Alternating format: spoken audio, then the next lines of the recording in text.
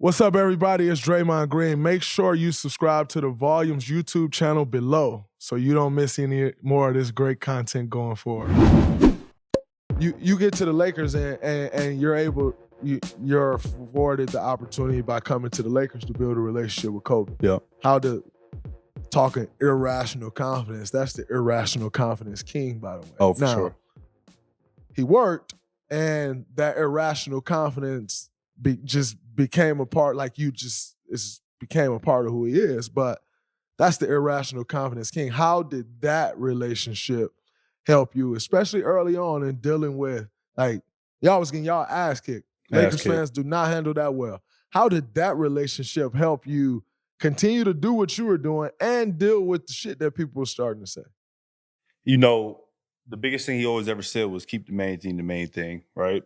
That was one thing. And two, just that was like my North Star. You know what I'm saying?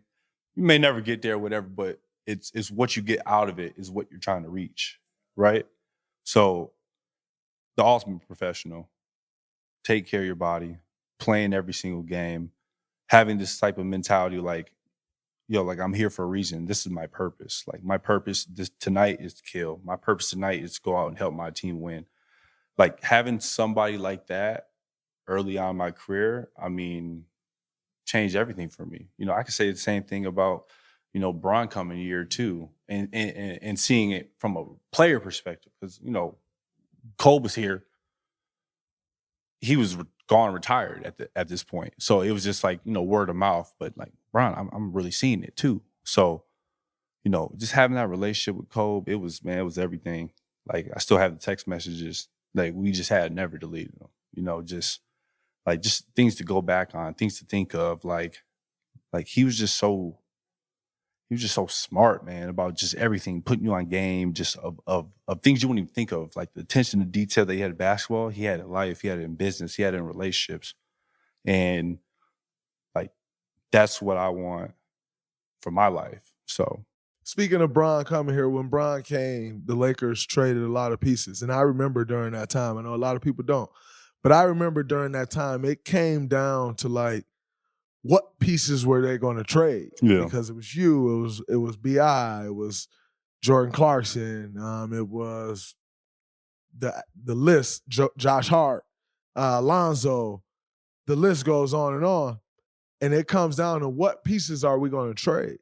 And they ultimately decide to stick with you and trade Brandon Ingram. And that time, I'm not even sure you realized that was going on at that time in the business because you were so young. I realized it was going on. But if you did realize that was going on, what did that do for your confidence that they essentially chose you?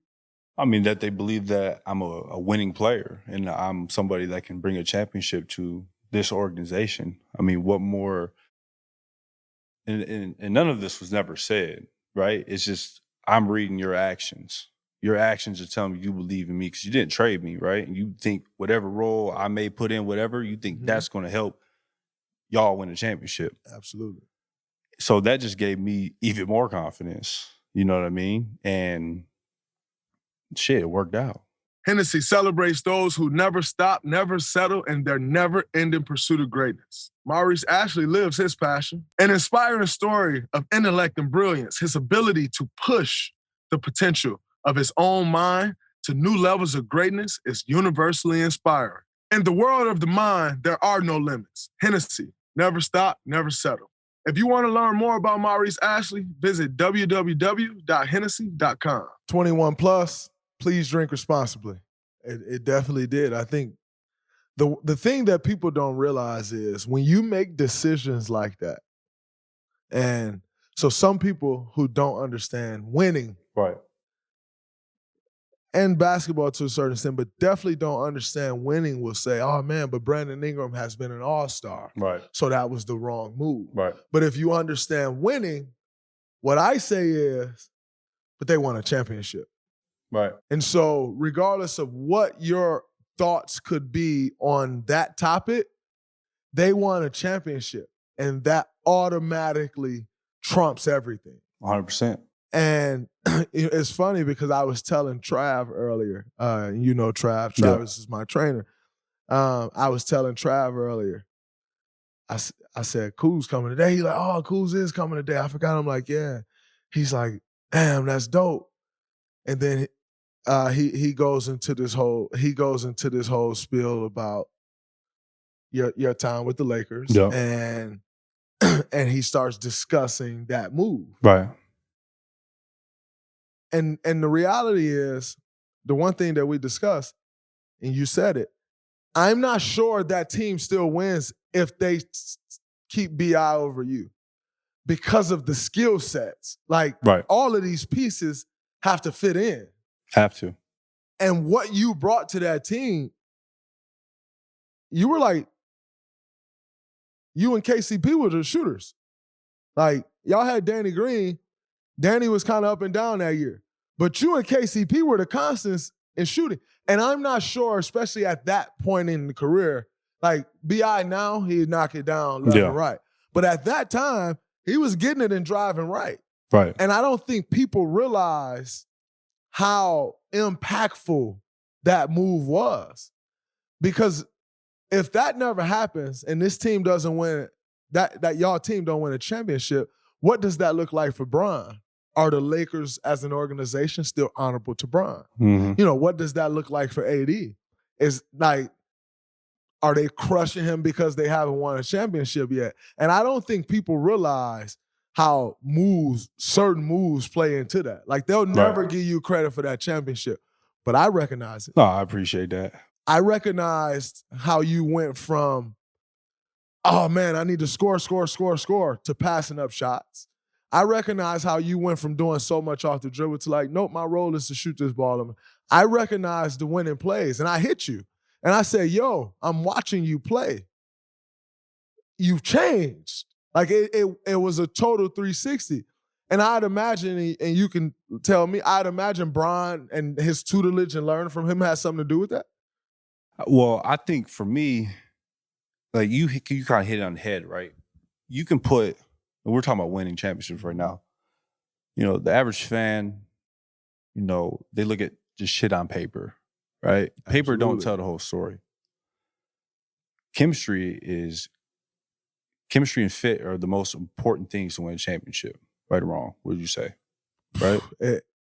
It's more important than talent. You have to have talent. If it don't fit, don't matter. You could put 4 all-stars on a team, and on paper it looks like, oh shit, they're going to win a championship. But how do you know? Is that third or fourth all-star that you bring in, is he willing to now act like a fourth option? Facts. You know what I'm saying? Like, me, I was willing. In my first 2 years, my second year in the league, I averaged 19 and 5. Yeah. Like, that's loud numbers for a second-year player. Absolutely. Right? But I don't play basketball for that shit. Like, I play basketball to win and win games. And whatever role I got thrust with, one, I'm going to do it. Because one, I'm on a LeBron James team. Let's keep it 100 right now. Like, you're on that team, and you see that man and him being a professional, like, you're going to fall in line. Because it's a certain excellence in standards, and you don't want to let somebody down that cares so much about winning and this. Like, you want to be part of that too, right or wrong. Absolutely. You know what I'm saying?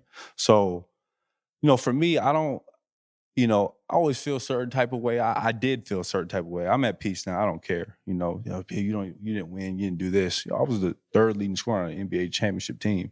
Absolutely. How many people saying that? Not many. Not many. But granted, me being selfless and having no ego in that situation, because it couldn't have been easy. I could have just ran with the excuse, oh, you know, they didn't give me a fair shot and I didn't do this and I do that. But if you know me and you know me personally, I'd tell you that was the best thing that ever happened to me in my career. I was a player that all I looked, like you said it first, I was looking to score. I was to get a bucket, do this, that. But I didn't do shit else. Didn't want to defend. You know, didn't really put too much effort in rebound, even though I was a really good rebounder in college. Didn't always make the right pass, tunnel vision. But going through that situation, that made me a better basketball player. And everybody in the world saw that last year. I was doing everything. You know what I mean? So I always look at things from a positive standpoint, because there's no point to dwell on shit. There's no point. And that was probably one of the best things that ever happened to me in my career. Like just being in that situation, Lakers keeping me realizing, oh, there's more to basketball than just this. And then ultimately winning a championship with the Lakers. So that's history.